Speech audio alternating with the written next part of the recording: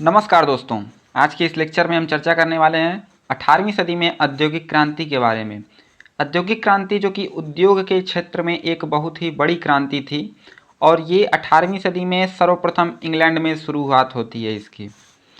हम इसकी चर्चा इसलिए करते हैं क्योंकि यहीं से जो है भारत और विश्व के प्रत्येक क्षेत्र में एक क्रांतिकारी परिवर्तन देखने को मिलता है।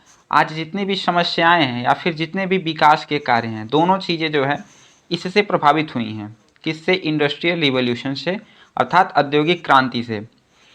औद्योगिक क्रांति ये आपके बीए फोर्थ सेमेस्टर में आपके सिलेबस में है, तो इसलिए मैं ये वीडियो बना रहा हूँ और आप लोगों के लिए बेहद मददगार होगी। वीडियो अगर अच्छी लगे तो लाइक ज़रूर कीजिएगा और कमेंट बॉक्स में बताइएगा। आइए अब चलते हैं अपने टॉपिक की तरफ।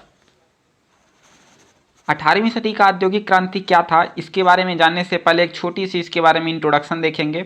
और सबसे पहले मैं आपको बता दूं कि कोई भी क्रांति, पिछले वीडियो में मैंने आपको बताया था कि क्यों होती है। सबसे पहले रिफ्ट होगा, उसके बाद स्ट्रगल होगा और उसके बाद जो है क्रांति, एक विस्फोट होगा। तो 3 स्टेज में क्रांति होती है। ये जो क्रांति है वो ये उद्योग के क्षेत्र में क्रांति है, अर्थात इंडस्ट्री के क्षेत्र में क्रांति है। इसके बारे में थोड़ा सा इंट्रोडक्शन आप ले लीजिए। औद्योगिक क्रांति शब्द से जो आशय है, ये जो औद्योगिक क्रांति शब्द है, इससे आशय उद्योग के क्षेत्र में तीव्र परिवर्तन से है। उद्योग का क्षेत्र, चूँकि औद्योगिक क्रांति होने से पहले भी कुछ उद्योग थे, लेकिन क्रांति का मतलब ये हुआ कि ये एक सतत प्रक्रिया है, बहुत समय तक चलने वाली, 150, 200, 300 साल तक चलने वाली ये एक सतत प्रक्रिया थी। इसीलिए ये औद्योगिक क्रांति इसका नाम दिया गया है। ठीक है। सर्वप्रथम 18वीं सदी में इसकी शुरुआत होती है इंग्लैंड से। अभी ये भी जानेंगे कि इसकी शुरुआत इंग्लैंड से ही क्यों हुई। बाद में धीरे धीरे वैश्विक स्तर पर इसका प्रसार होता गया और देखते ही देखते ये पूरे विश्व में फैल गया। ठीक है। औद्योगिक क्रांति जो शब्द है उसका सर्वप्रथम प्रयोग टायनबी ने किया है। ये आप एक फैक्चुअल क्वेश्चन के तौर पे याद कर सकते हैं। टायनबी ने सर्वप्रथम इसका प्रयोग किया इस शब्द का। हमारा जो औद्योगिक क्रांति से पूर्व क्या स्थिति थी वहाँ पे, कहीं भी जब क्रांति आप पढ़िए या फिर कुछ भी पढ़िए तो उसके पूर्व की स्थिति, जब वो चीज़ हो रही है उस समय की स्थिति और उसके बाद की स्थिति के बारे में पढ़ना। अगर आप इस तरह पढ़ते हैं तो आपको चीज़ें भूलेंगी नहीं। तो औद्योगिक क्रांति से पूर्व वहाँ पे क्या स्थिति थी उसके बारे में यहाँ पे देखिए। औद्योगिक क्रांति से पूर्व वस्तुओं के उत्पादन की विभिन्न विधियाँ थीं। जैसे सबसे पहली विधि थी गिल्ड विधि, दूसरी पुटिंग आउट विधि और तीसरी घरेलू विधि। इन तीनों विधियों के बारे में थोड़ी सी मैं जानकारी दे दूँ आपको। तो गिल्ड विधि क्या थी, जिसको श्रेणी विधि भी कहा जाता था। शिल्पकार और व्यापारियों का एक संघ था ये। ठीक है। शिल्पकार और व्यापारियों का एक संघ था जिसमें क्या होता था कि एक निश्चित वस्तु ही बनाई जाती थी और वो एक संघ मिलकर जाके अपनी वस्तुओं को बेचते थे। 4, 5, 10 जितने भी लोग हैं उनका एक संघ रहता था, वो वस्तु को बनाते थे और जाके वस्तु को बेचते थे। ठीक है। किसी एक निश्चित वस्तु को ही। दूसरा जो है पुटिंग आउट प्रणाली क्या थी, तो धीरे धीरे जब ये गिल्ड विधि का पतन होने लगा तो ये पुटिंग आउट प्रणाली जो है वो प्रचलन में आया। इसमें क्या होता था, जो पूंजीपति था अर्थात व्यापारी कह सकते हैं, वो कारीगरों को लाकर कच्चा माल दे देता था उनके घर पर और जो कारीगर होते थे वो अपने घर पे जो है सामान बनाते थे। सामान बनाने के बाद पूंजीपति उनसे वो सामान ले लेता था और उनको मजदूरी दे देता था। ठीक है। अर्थात सामान पर जो मालिकाना हक था वो किसका था? पूंजीपति का था, लेकिन जो मजदूरी मिलता था वो कारीगर को मिल जाता था। ठीक है। अंतिम उत्पाद का स्वामी व्यापारी और जो कारीगर होता था वो मजदूरी प्राप्त करता था। लेकिन जब धीरे धीरे मशीनों के आविष्कार होने स्टार्ट हुए तो ये तीनों प्रणालियाँ, एक तो गिल्ड विधि हो गया, दूसरा पुटिंग आउट प्रणाली हो गई और तीसरा घरेलू विधि। घरेलू विधि का मतलब है कि जो कुटीर उद्योग होते थे, जो घर पर ही चीज़ें बनाई जाती थी अपने उपयोग के चीज़ें, ये सारी जो चीज़ें थी वो घरेलू विधियाँ में आती थी। ठीक है। तो जब धीरे धीरे मशीनों का आविष्कार हुआ 18वीं सदी की शुरुआत में, तो सब कुछ इसने बदल दिया। बदल क्या दिया? ये तीनों प्रणालियाँ ध्वस्त हो गईं और इसका स्थान कारखाने प्रणाली ने ले लिया। अर्थात लोग अब कारखानों में जाके काम करने लगे। ठीक है। मेरी बातों को ध्यान से सुनते रहिएगा, आपको टॉपिक एकदम क्रिस्टल क्लियर हो जाएगा। ठीक है। 18वीं सदी में औद्योगिक क्रांति के बारे में चर्चा करते हैं। औद्योगिक क्रांति उत्पादन प्रणाली में परिवर्तन थी। अगर हम सीधे से शब्दों में आपको बताएं तो औद्योगिक क्रांति क्या थी, तो एक प्रकार का परिवर्तन। क्रांति का मतलब ये होता है परिवर्तन। एक प्रकार का परिवर्तन था किसमें? औद्योगिक क्षेत्र में, अर्थात उद्योग के क्षेत्र में। उद्योग से क्या होगा? हम चीज़ों का उत्पादन करेंगे।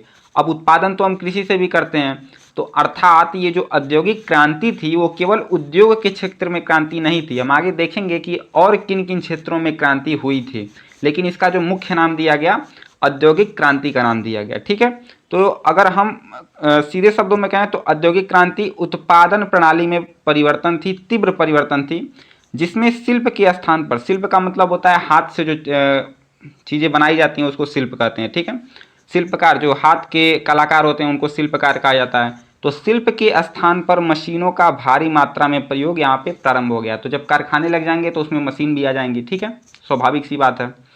आगे चलिए, मशीनों के विकास के साथ साथ इन मशीनों को शक्ति देने के लिए नए नए स्रोतों का विकास हुआ।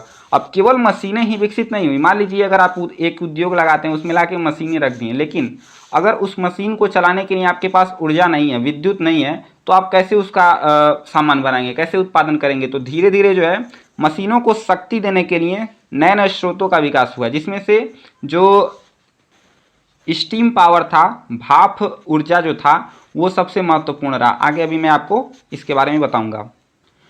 अब आइए चर्चा करते हैं इंग्लैंड में औद्योगिक क्रांति के क्या कारण थे। मैंने आपको बताया शुरुआत में ही कि 18वीं सदी में सर्वप्रथम इंग्लैंड में ही औद्योगिक क्रांति हुई थी। ऐसा क्यों हुआ था कि इंग्लैंड में ही औद्योगिक क्रांति सर्वप्रथम हुई।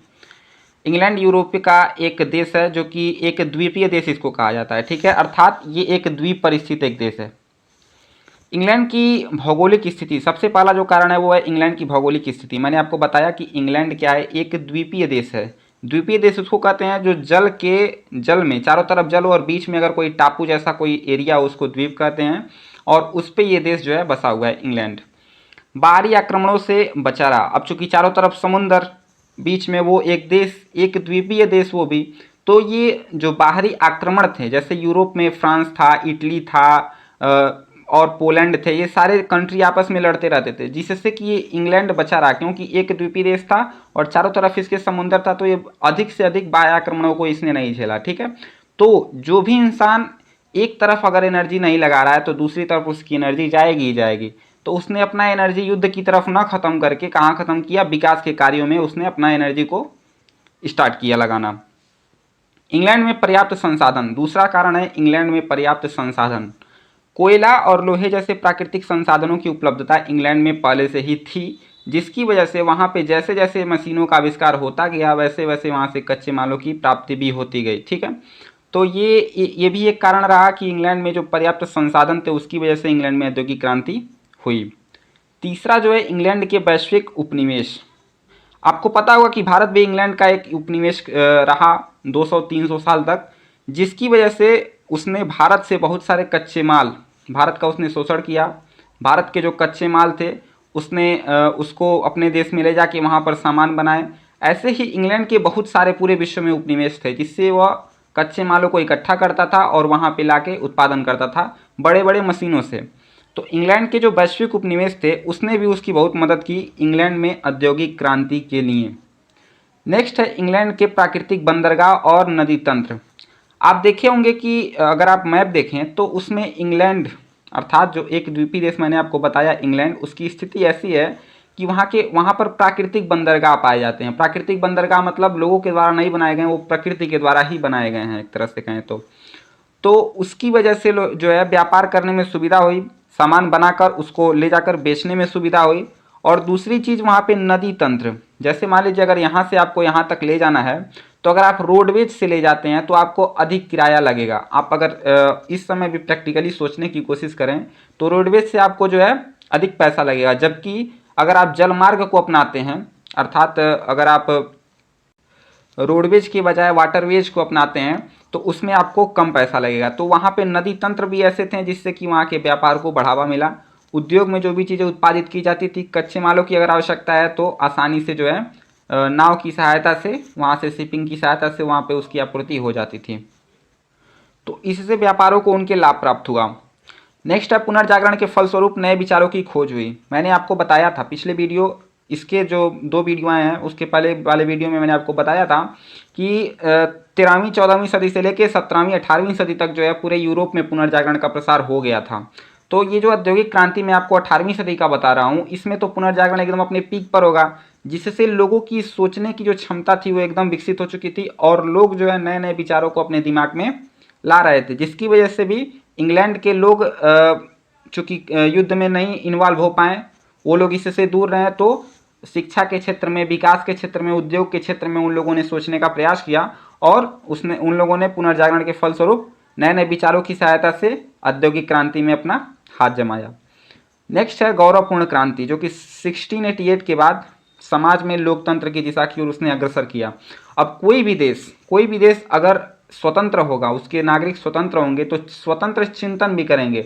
अगर आप बंदी हैं तो आप स्वतंत्र चिंतन नहीं कर सकते हैं, अगर आप किसी के दबाव में हैं तो आप स्वतंत्र चिंतन नहीं कर सकते हैं। लेकिन जब से वहाँ पे 1688 में गौरवपूर्ण क्रांति अर्थात इंग्लैंड की जब क्रांति होती है तो उसके बाद वो देश लोकतंत्र एक तरह से बन जाता है और लोकतंत्र में लोगों को सोचने की क्षमता जो है वो बढ़ती जाती है और लोग नई नई दिशा में जो है वो अग्रसर होते जाते हैं, जिसकी वजह से इंग्लैंड में औद्योगिक क्रांति होती है। ठीक है, तो ये था इंग्लैंड में औद्योगिक क्रांति के कारण। मैंने आपको पॉइंट्स इसलिए बना के दिए हैं, छोटे छोटे पॉइंट्स इसलिए बना के दिए हैं क्योंकि आपको पेपर में एकदम पोथा नहीं याद आएगा। ठीक है, अगर आप 4-4, 5-5 लाइन का लिख लेते हैं तो आपको याद नहीं आने वाला है, लेकिन अगर ऐसे आप पॉइंट में करके एक पॉइंट ये, इसमें 2-3 पॉइंट आपने लिख लिया, ठीक है, इसी तरह दूसरा पॉइंट है, इसमें 2-3 पॉइंट लिख लिया, तो ऐसे आपको एग्जाम में तुरंत जो है आपके रिकॉल आ जाएगा और जो है आप लिख लेंगे एग्जाम में, आपको याद भी ये रहेगा ये सारी चीज़ें। तो उपरोक्त कारणों की वजह से इंग्लैंड में सर्वप्रथम औद्योगिक क्रांति की शुरुआत होती है। अब हम देखेंगे कि औद्योगिक क्रांति, जिसको हम केवल उद्योग से न रिलेट करके बहुत सारे क्षेत्रों में परिवर्तन से देखते हैं, जैसे कृषि के क्षेत्र में परिवर्तन हुआ, वस्त्र जो कपड़ा उद्योग है उसके क्षेत्र में परिवर्तन हुआ, और भी बहुत सारी चीज़ें हैं, उसके बारे में हम चर्चा करेंगे, अर्थात औद्योगिक क्रांति के घटक के बारे में देखेंगे। चूँकि वीडियो लंबी ना हो इसलिए इसकी वजह से हम जो औद्योगिक क्रांति के घटक हैं और क्या क्या प्रभाव पड़े इसके यूरोप में, उसके बारे में हम चर्चा करेंगे नेक्स्ट वीडियो में। वीडियो काफ़ी लंबी ना हो इसकी वजह से हम ये वीडियो यहीं पर रोक रहे हैं। अगर वीडियो पसंद आए तो लाइक कीजिएगा और कमेंट करके बताइएगा ज़रूर। धन्यवाद, मिलते हैं नेक्स्ट वीडियो में।